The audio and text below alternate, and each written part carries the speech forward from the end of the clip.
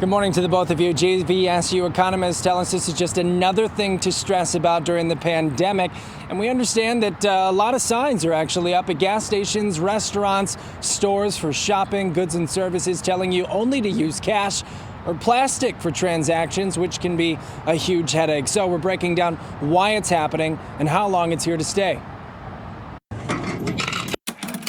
From big box retailers to local mom and pop shops, economists say a coin crisis is creeping into everyday life. But the main reason that we're seeing a shortage right now, and we've seen over the last few weeks, is that people haven't been putting coins back into circulation. Economics professor Dr. Dan Giedemann says the lack of coins are due to a number of reasons, including the closure of businesses due to COVID-19 and consumers being more conscientious about the possibility of spreading germs on cash. And compounding the problem, the U.S. Mint, which accounts for the other 17% of the coins, they were shut down for a while because of the virus. And even though their production has resumed, there's this supply chain mismatch where there's a lot of coins in the country, but they're not in the right place. Ted Rossman studies consumer spending and says new spending habits are being formed due to the pandemic, which is also contributing to the coin shortage.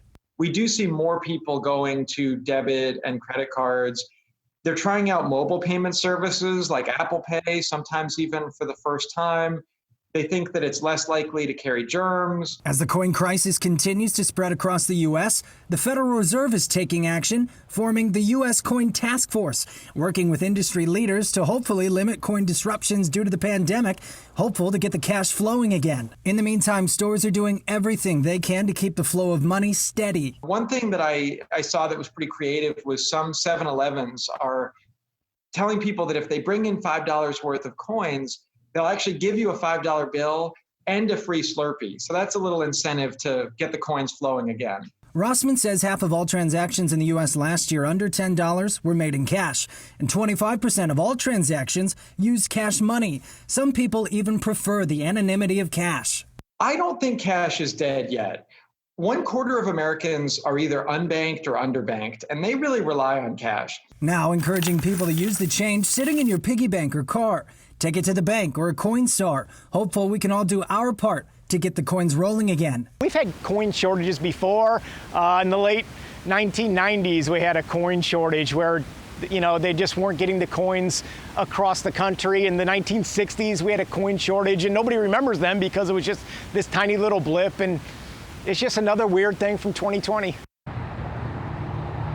Back here live at JVSU's campus here downtown Grand Rapids, Rossman says another red flag to keep an eye out for are businesses that are preferring cashless only to use that plastic.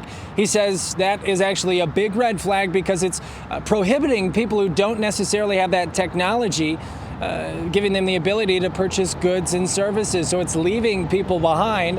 In order to get out of this, we need to be in this together. Roll your quarters, take it to the bank, and we'll get out of it soon enough, West Michigan. For now, I'm Brody Carter, Fox 17 News.